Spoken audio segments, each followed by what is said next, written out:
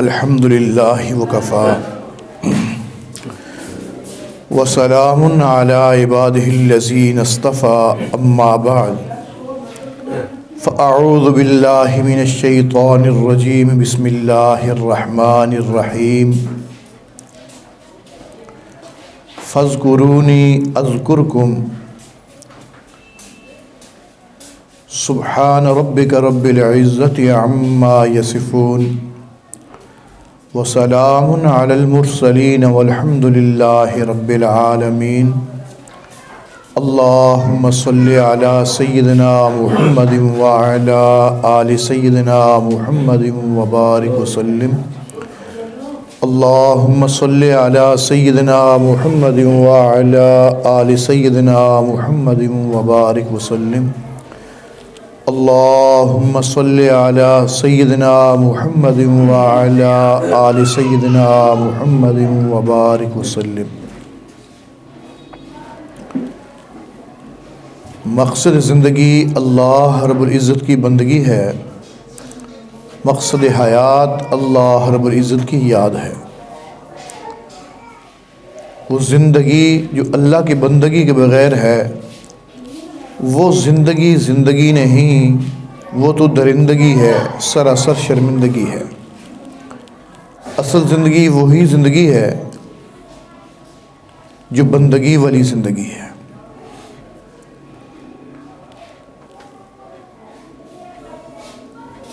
اللہ رب العزت کا بڑا کرم ہے ہم سب کے اوپر کہ رب تعالی نے زندگی کے یہ لمحات ہمیں عطا فرمائے ہوئے ہیں۔ زندگی کے یہ لمحات انتہائی قیمتی ہیں۔ اس کا ایک ایک لمحہ دنیا و ما فیہا سے زیادہ قیمتی ہے۔ ابھی ہمیں اس کی قدر و قیمت کا پتہ نہیں چل رہا، جیسی ہماری ظاہر آنکھیں بند ہو جائیں گی تب پتہ چلے گا کہ دنیا کی زندگی کتنی قیمتی تھی۔ اس میں ایک دفعہ بندہ اللہ کا نام لیتا ہے، زمین سے آسمان تک پوری فضا نور سے بھر جاتی ہے۔ جنت میں اتنا بڑا درخت لگ جاتا ہے کہ عربی نسل کا گھوڑا 70 سال تک دوڑتا رہے، اس کا سایہ ختم نہ ہو۔ جس نے آج محنت کر لی کل کو وہ اس کا بدلہ پائے گا، جو آج محنت نہ کر سکا، جس نے وقت کو ضائع کر دیا، وہ کل پچھتائے گا۔ باہر ملک میں لوگ جاتے ہیں کام کاج کے لیے کہ وہاں جا کے پیسے کمائیں گے اور اپنے ملک میں آ کر اس کو استعمال کریں گے۔ اگر وہاں جا کے سوتا رہا، کوئی کام نہ کیا، تو پھر یہاں آ کر پچھتائے گا، ہائے میں 2 سال کے لیے گیا لیکن کچھ بھی نہ کیا، کچھ نہ کما سکا۔ کچھ کر لیتا تو یہاں بچوں کے لیے مکان بن جاتا، کچھ میں تجارت کر لیتا۔ رب تعالیٰ نے آخرت کو بنانے کے لیے اس دنیا کو بھیجا ہے، اس دنیا کو بنایا ہے۔ جو اس دنیا میں جتنی زیادہ محنت کرے گا اتنا ہی اس کو وہاں اجر ملے گا۔ جو یہاں وقت ضائع کر لے گا وہاں کل پچھتائے گا۔ امام غزالی رحمہ اللہ تعالیٰ فرماتے ہیں،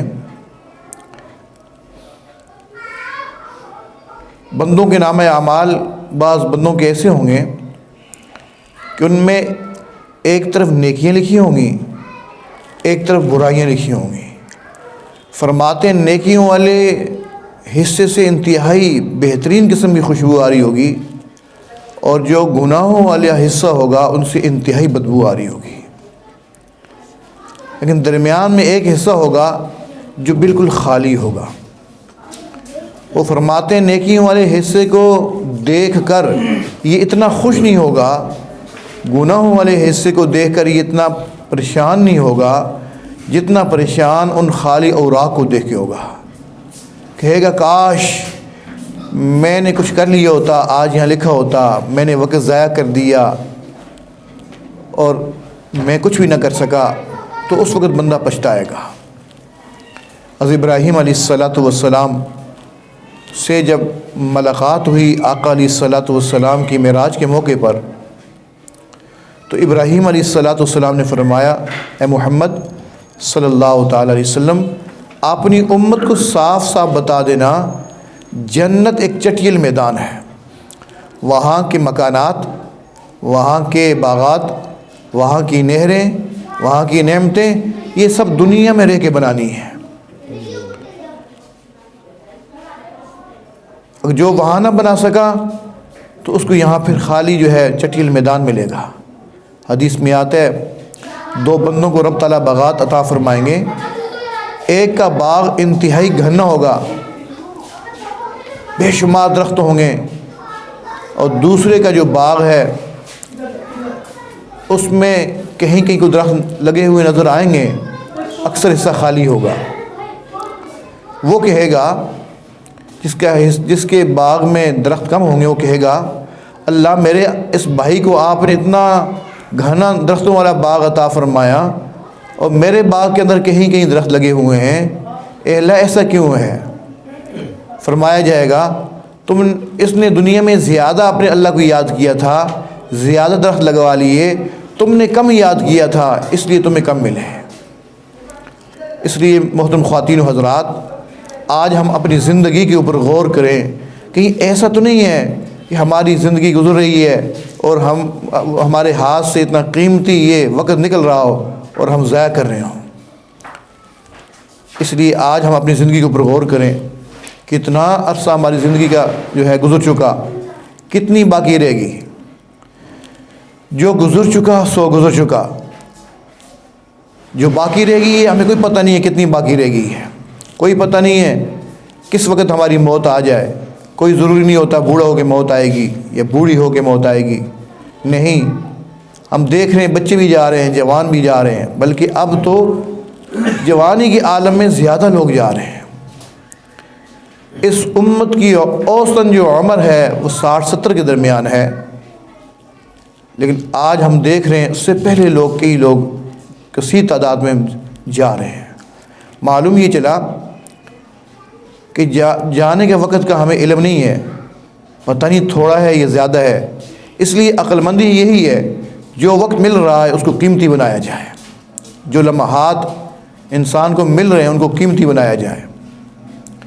سیزن کے دن ہوتے ہیں، عید کے دن ہوتے ہیں، یہ باہر کپڑوں والوں کی دکانیں یہ رات بھر کھلی رہتی ہیں۔ یہ کیوں آپ دن رات کھلا رکھتے ہیں؟ کہتے ہیں یہ سیزن کے دن ہیں، یہ کمانے کے دن ہیں۔ گرمیوں میں ٹھنڈے علاقوں کے اندر جو بازار ہیں پوری رات بھی کھلے رہتے ہیں، دن بھی کھلے رہتے ہیں۔ کہتے ہیں یہی تو ہمارے دن ہیں کمانے کے۔ محترم خواتین و حضرات، یہ اللہ نے جو مختصر سی زندگی دی ہے یہ کمانے کے لیے دی ہے، آخرت کو بنانے کے لیے دی ہے۔ اس لیے آج ہم یہ فیصلہ کریں کہ آج کے بعد ہم نے اپنے وقت کو جو ہے ضائع نہیں کرنا، اللہ کی یاد میں لگانا ہے۔ ہمارے بزرگوں نے اس بات کو سمجھ لیا تھا، وہ ہر لمحے کو قیمتی بناتے تھے۔ چنانچہ ہمارے بزرگ فرماتے تھے جو دم غافل سو دم کافر، جو لمحہ غفلت میں گزرا گویا وہ کفر میں گزرا۔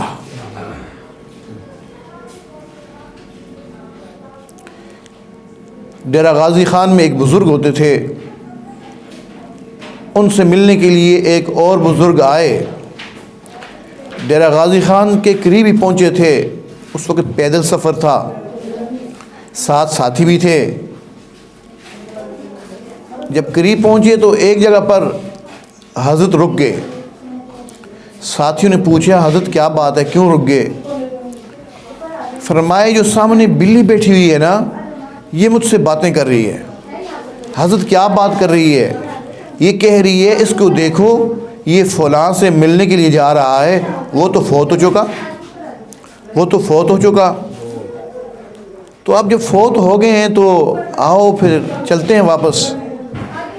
ساتھی کہنے لگے حضرت اتنے دور سے آئے ہیں، اب تھوڑا سا فاصلہ رہ گیا ہے، اگر فوت ہو چکے ہیں تو ہم ان کی قبر کے اوپر فاتحہ پڑھ لیں گے۔ جب ان کی خانقاہ کے قریب گئے تو وہ بزرگ استقبال کے لیے باہر نکل آئے۔ دونوں بزرگوں کا آپس میں مکالمہ ہوا۔ جو مسافر تھے، سفر کر کے آئے تھے بزرگ، ان نے کہا کہ فلاں جگہ سے ہم آ رہے تھے، وہاں بلی نے یوں آپ کے بارے میں بات کی۔ تو ان خانقاہ والے بزرگوں نے پوچھا کیا وقت تھا؟ کہا جی فلاں ٹائم تھا. فرمانے لگے ہاں وہ تھوڑی دیر کے لیے میں اپنے اللہ سے غافل ہو گیا تھا, چرند پرند پکار اٹھے کہ میں مر گیا. سر اندازہ لگائیے ہماری تو ساری زندگی غفلتوں میں گزر رہی ہے. اللہ اکبر. خالد بن ولید رضی اللہ تعالی عنہ جہاد میں جا رہے ہیں, امیر لشکر سے فرما رہے یہ جو 60,000 کا لشکر ہے میں اکیلا ان کے ساتھ جا کے جنگ کروں گا. امیر نے کہا 60,000 ہے خالد. کہا کہ آقا علیہ السلام نے فرمایا نہیں ہے جو ذکر کرتا اس کی مثال زندہ جیسی ہے اور جو ذکر نہیں کرتا اس کی مثال مردہ جیسی ہے.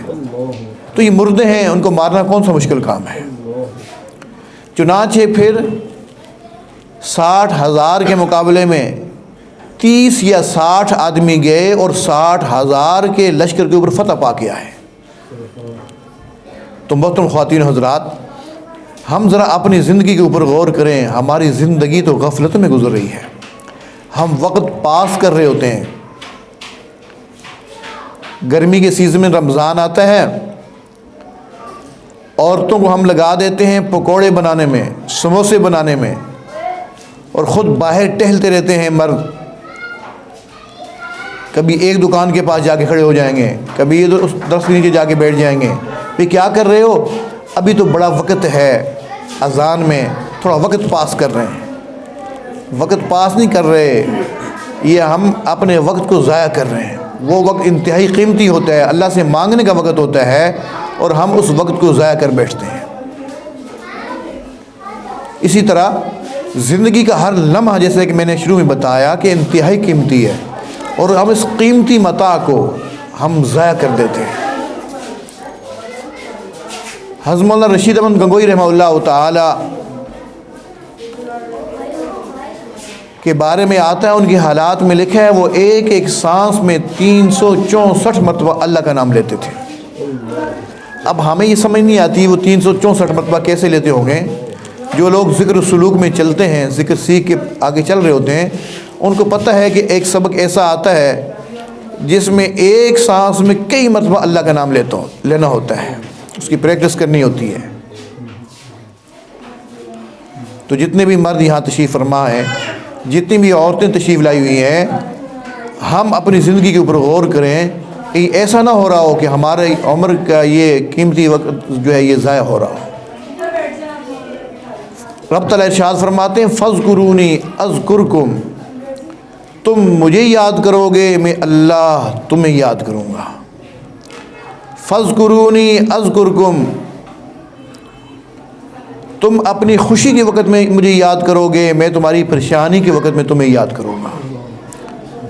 فَاذْكُرُونِي أَذْكُرْكُمْ, تم میرے ساتھ صلح کرو گے میں اللہ تمہارے ساتھ صلح کروں گا. فَاذْكُرُونِي أَذْكُرْكُمْ, تم میرا نام بلند کرو گے میں اللہ تمہارا نام بلند کر دوں گا.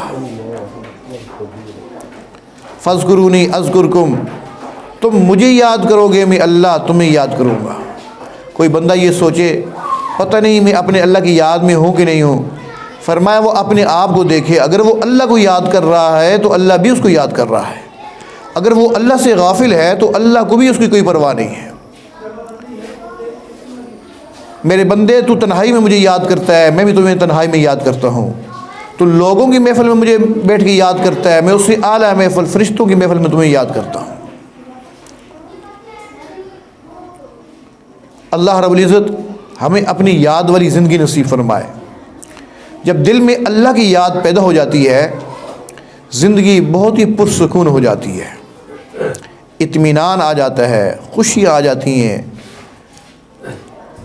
کسی نے کہا کتنی تسکین وابستہ ہے تیرے نام کے ساتھ کہ نیند کانٹوں میں بھی آ جاتی ہے بڑے آرام کے ساتھ.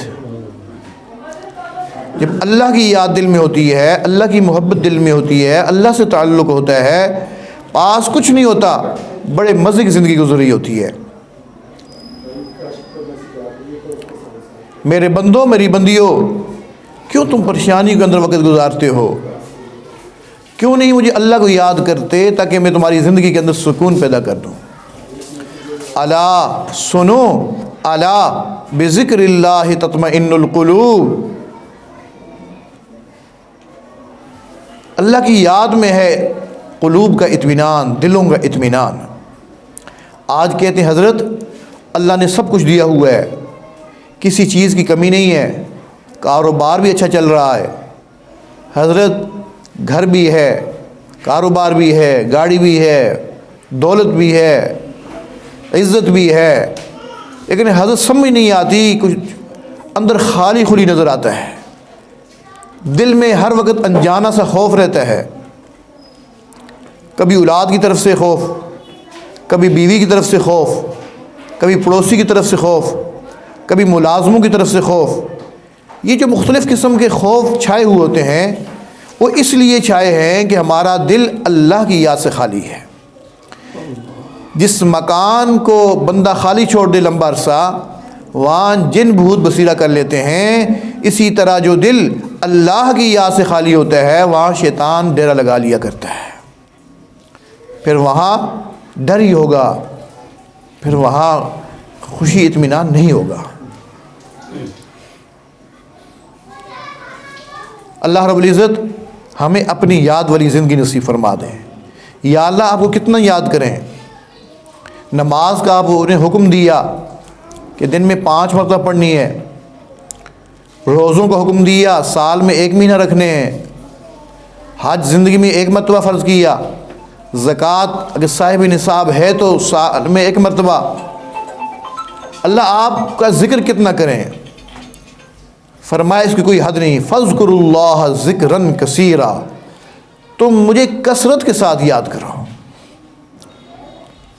اگر ہم 24 گھنٹے میں 12 گھنٹے سے کم اللہ کو یاد کرتے ہیں وہ کثرت نہیں ہے، اگر 12 گھنٹے سے زیادہ کرتے ہیں تب جا کے کثرت میں شمار ہوگا۔ جو آدھا یا آدھے سے کم ہو وہ کثرت نہیں ہوا کرتی، جو آدھے سے زیادہ ہو اس کو کثرت کہا جاتا ہے، چونکہ ذکر کی کمی ہوتی ہے پھر زندگی ڈاماڈول ہوتی ہے۔ قرآن مجید میں رب تعالیٰ منافقین کے بارے میں فرماتے ہیں وَلَا يَذْكُرُونَ اللَّهَ إِلَّا قَلِيلًا، وہ اللہ کو یاد نہیں کرتے مگر قلیل۔ پھر کیا ہوتا ہے، مُذَبْذَبِينَ بَيْنَ ذَلِكَ لَا إِلَٰهَ هَٰؤُلَاءِ وَلَا إِلَٰهَ هَٰؤُلَاءِ، پھر ان کی زندگی تذبذب والی ہوتی ہے، ان کی زندگی کشتی ڈاماڈول ہوتی ہے، کوئی کنارہ دکھائی نہیں دیتا۔ حضرت کیا کریں، ہر طرف ٹینشن ہی ٹینشنیں ہیں، پریشانیاں ہی پریشانیاں ہیں۔ وہ اس لیے پریشانیاں ہیں کہ ہم نے ذکر کی کمی رکھی ہوئی ہے، ذکر کی کثرت نہیں کی ہوئی۔ تو آج اس محفل میں ہم نے یہ پکا ارادہ کرنا ہے کہ ہم نے اپنے اللہ کو کثرت کے ساتھ یاد کرنا ہے۔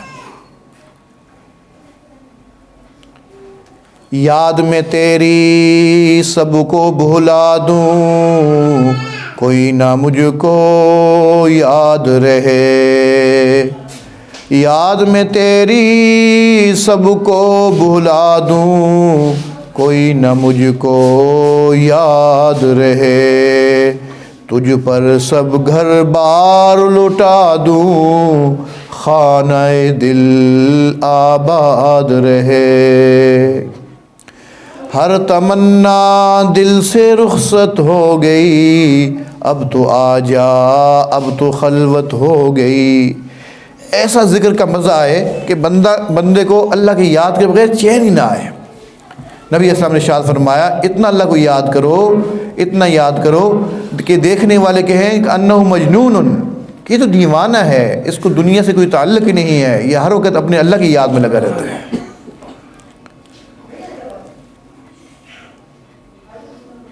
تو اطمینان قلب، سکون اللہ نے اپنی یاد میں رکھا ہے۔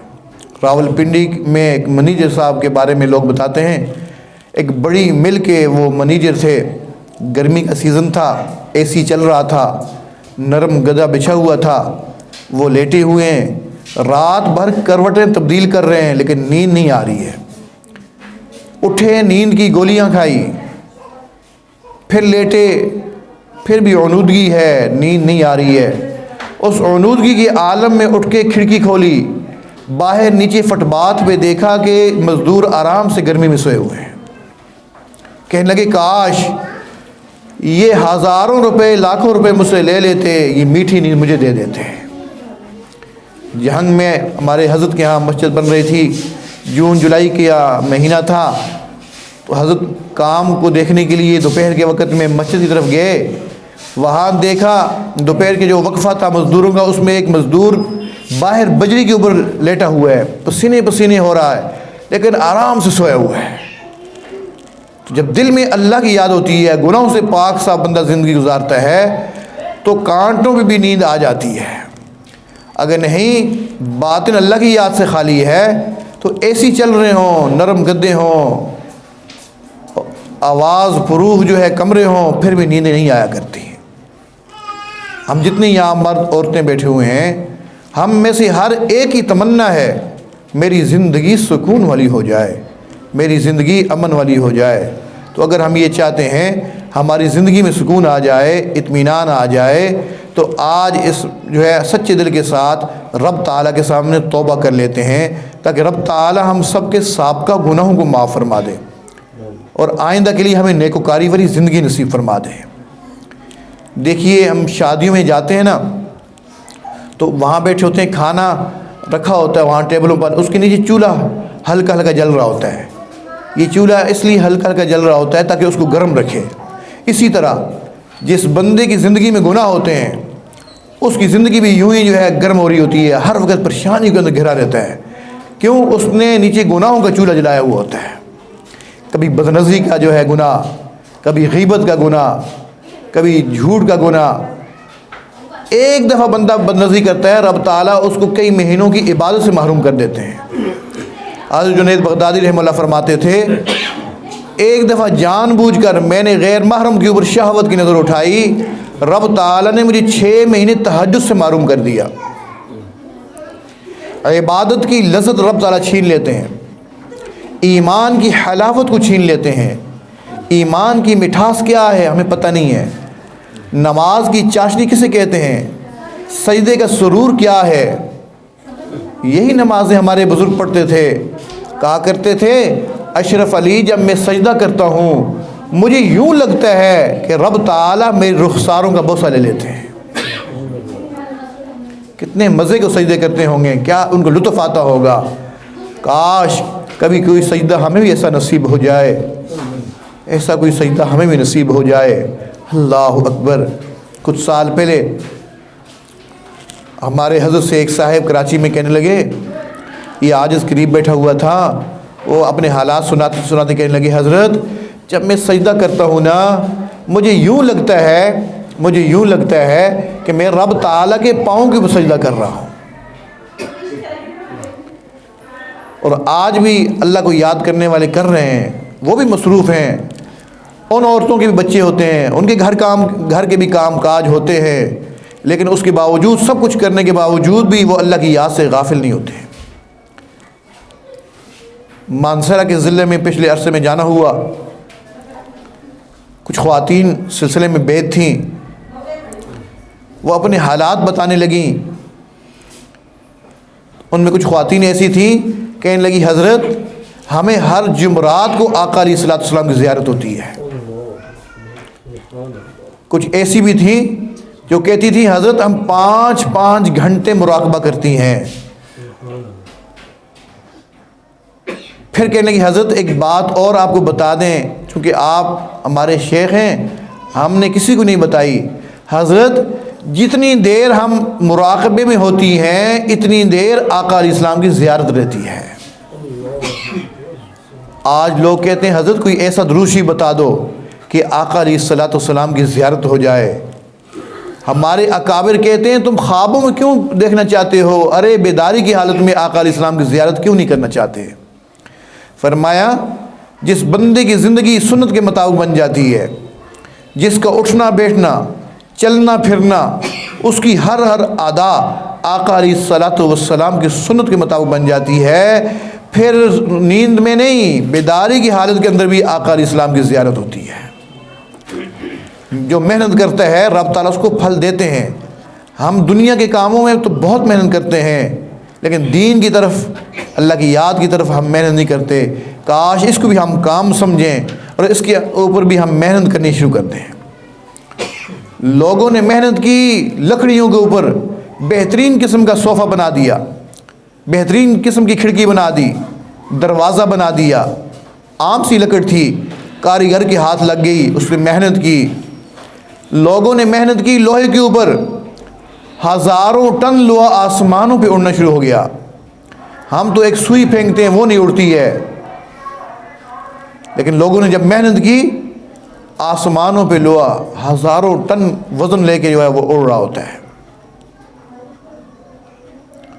لوگوں نے مٹی کے اوپر محنت کی، مٹی سے ایسے سرکٹ تیار کر لیے، اگر ایک طرف سونا رکھ دیا جائے، ایک طرف سرکٹ رکھ دیا جائے، دوسری طرف اس کا ہم وزن سونا رکھ دیا جائے، یہ سونے سے 3 گنا زیادہ قیمتی ہوتے ہیں۔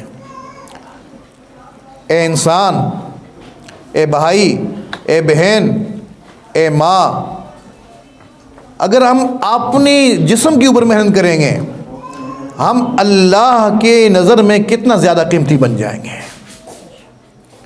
آج اس بات کی ضرورت ہے کہ ہم اپنے اوپر محنت کریں، اپنے اوپر محنت کریں۔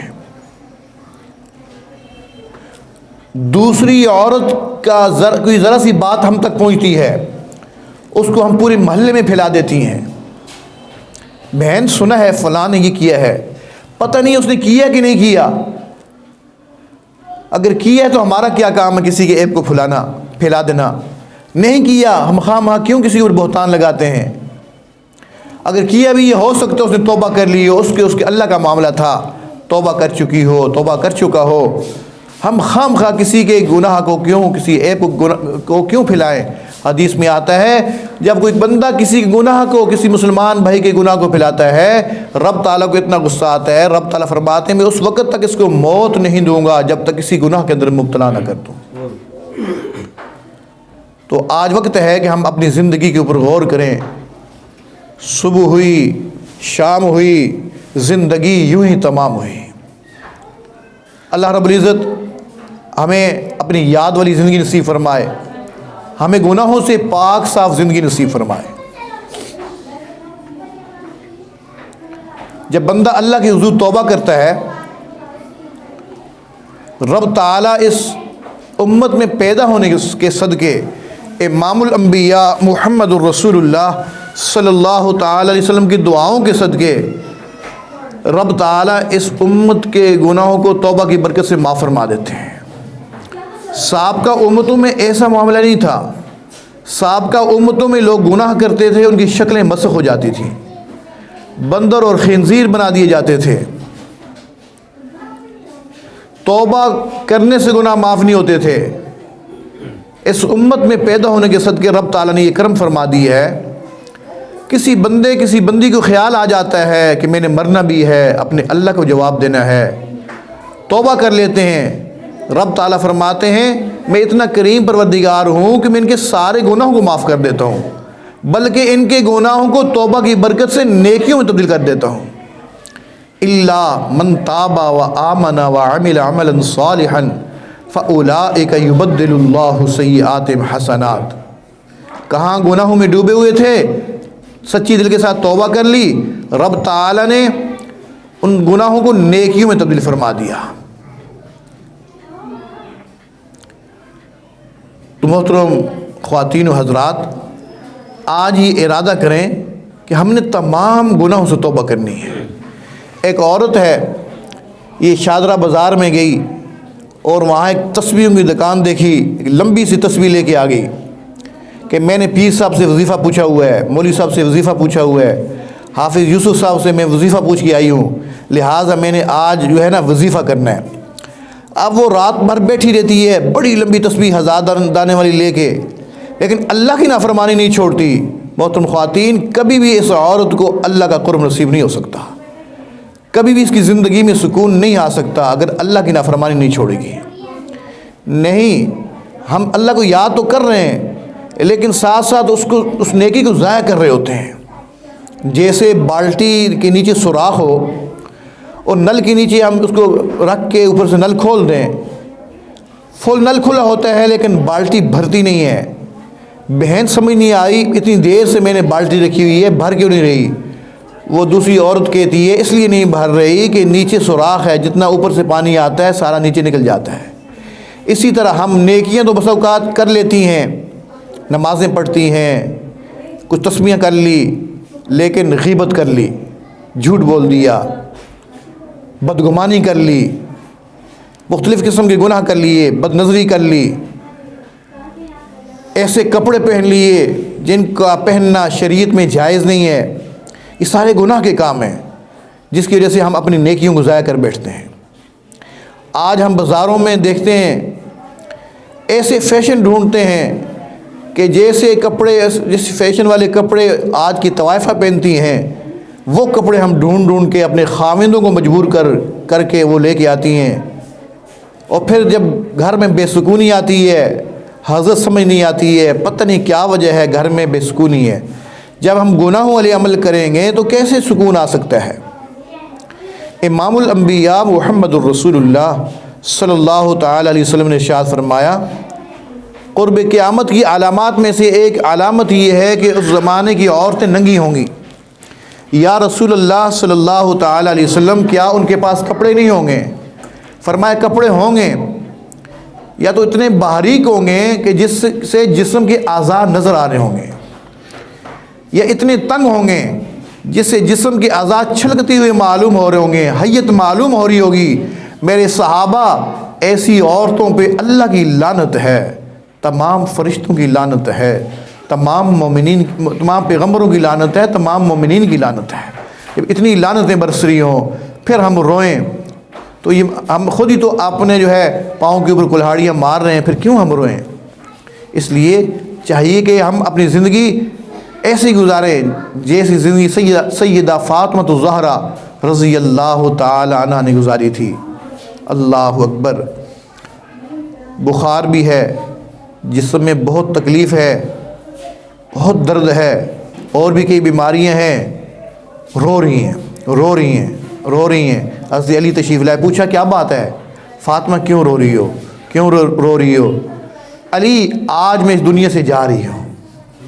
فاطمہ کیا بات کرتی ہو؟ لوگ بیمار ہوتا رہتا ہے، ٹھیک ہو جاتا ہے، ایسی بات نہ کرو۔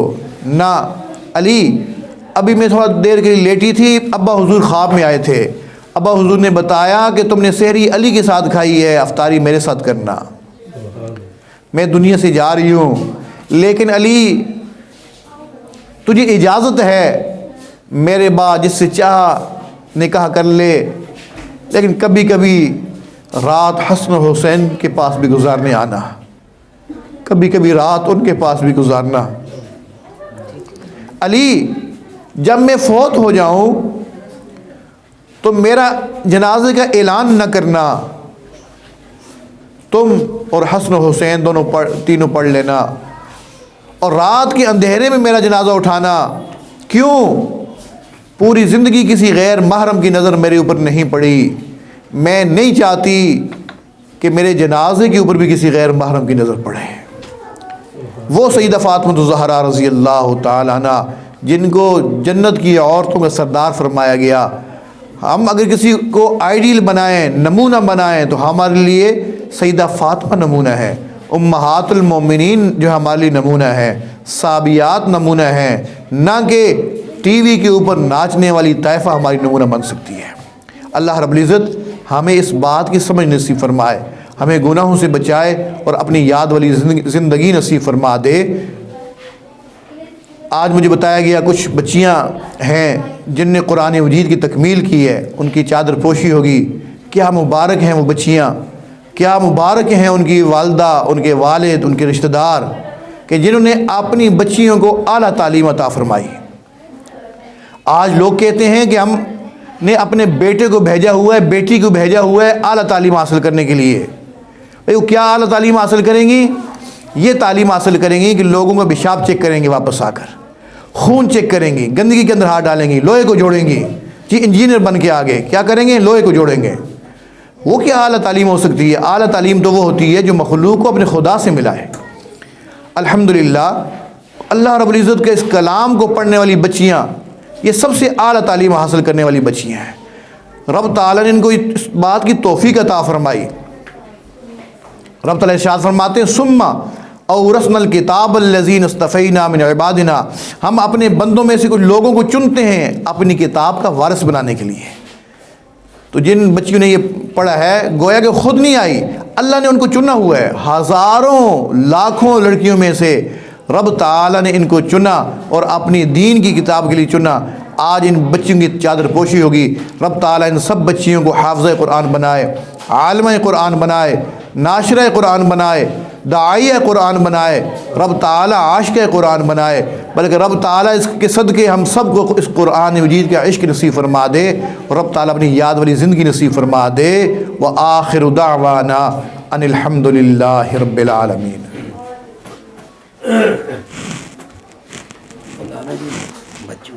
ہاں پہلے کر لیں پھر دعا کریں۔ وہ بچی ہیں نیچے آ جائیں۔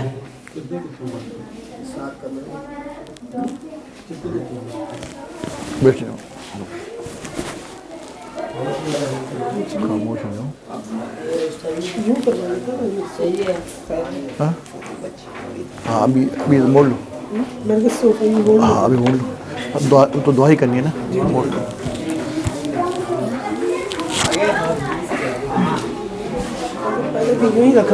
بھائی پہلے میں نے رکھوایا اور بیان عورتوں کے لیے تھا نا، یہ تو چند لوگ بیٹھے ہوتے اس میں آنکھیں تھرا کے بیٹھے ہوتے، کوئی نہ توجہ تو جاتی ہے نہ تو جاتی ہے۔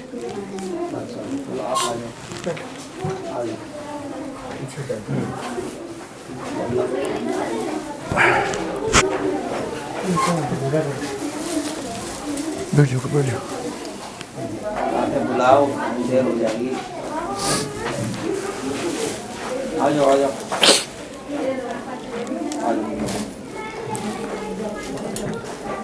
ماشاء اللہ ماشاء اللہ، بیٹھو بیٹا بیٹھو، ماشاء اللہ۔ ادھر دو،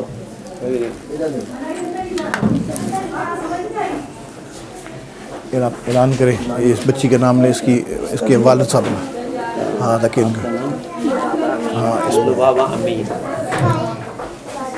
آپ اس طرف آئیے۔ بابا امین، بابا امین، ماشاء اللہ۔ یہ بچی ہے، اٹھو آؤ۔ کھڑے ہو جاؤ۔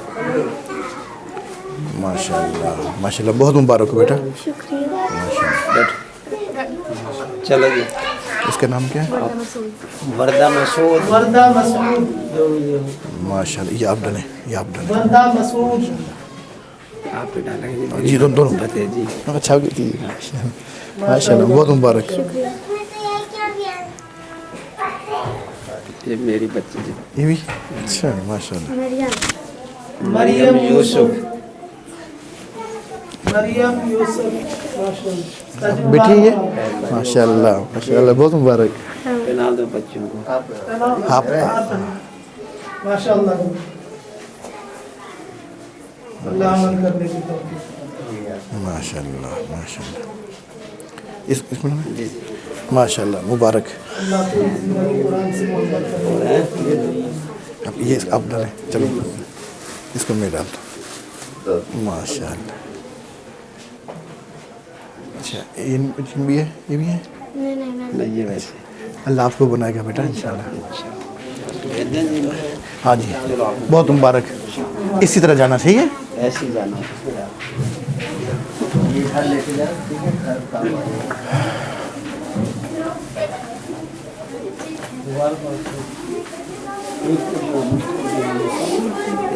مسعود کی بھی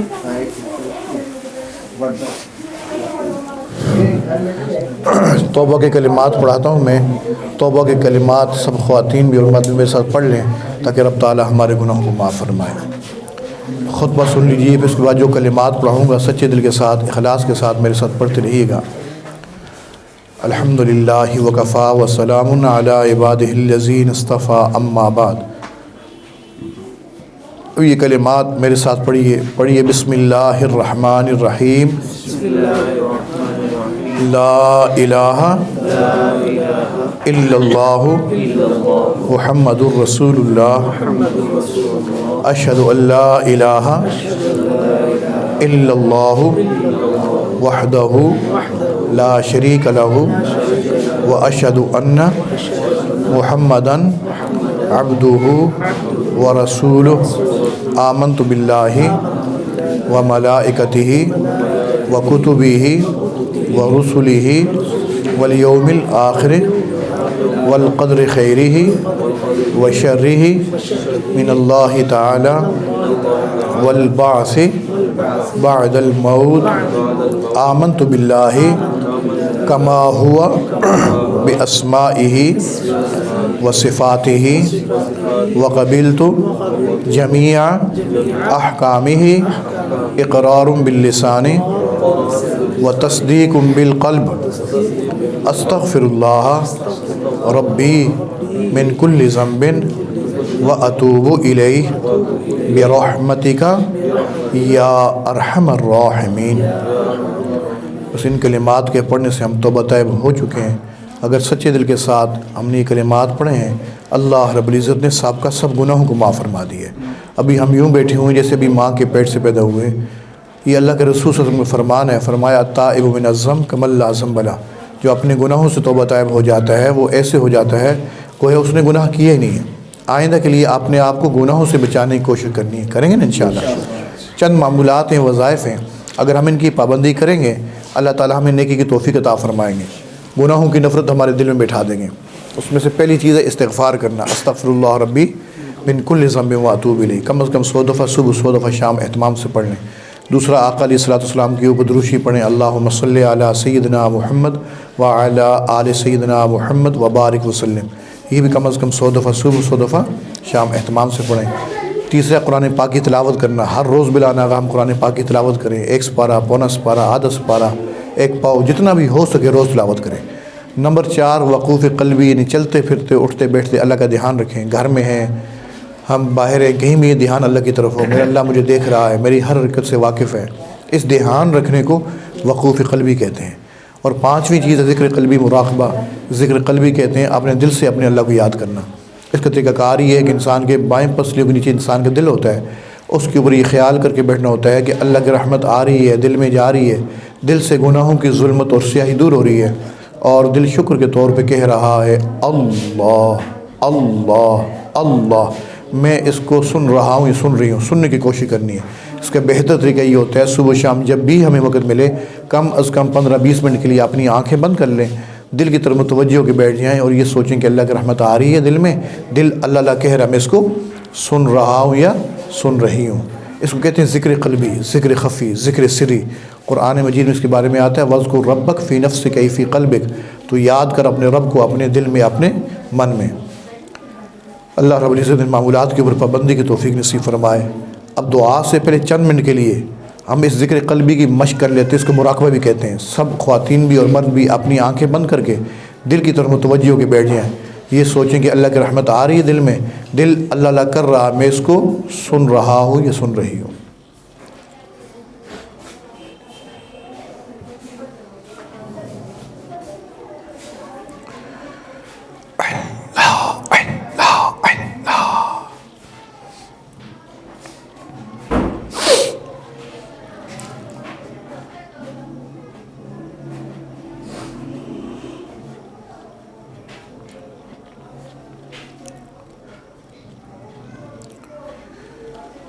تکھڑی گھت کے تول نمائی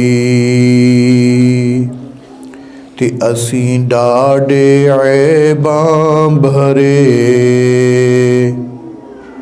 تکھڑی گھت کے تول نمائی تے اسیں ڈاڈے عیباں بھرے، صابن تھوڑا تے میل ہے گنہری، چاراں لڑ چکڑاں وچ لتھڑے، تے میں کیڑا مل مل دھوواں، صابن تھوڑا تے میل ہے گنہری، چاراں لڑ چکڑاں وچ لتھڑے، تے میں کیڑا مل مل دھواں نہ میں سونی تے نہ گن پلے تے میں سائنوں کیویں مناواں تکھڑی گھت کے تول نہ مائی تے اسی ڈاڈے عیباں بھرے اللہ اللہ اللہ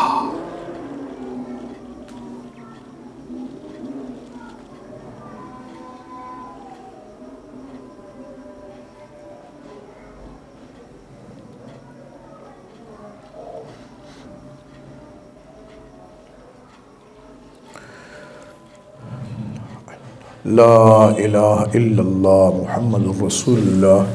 دعا فرما لیجیے. الحمدللہ رب العالمین والعاقبۃ للمتقین والصلاة والسلام علی سید الاولین والآخرین وعلی آلہ وصحبہ اجمعین. اے کریم پروردگار، ہم سب تیرے عاجز مسکین بندے اور بندیاں ہیں.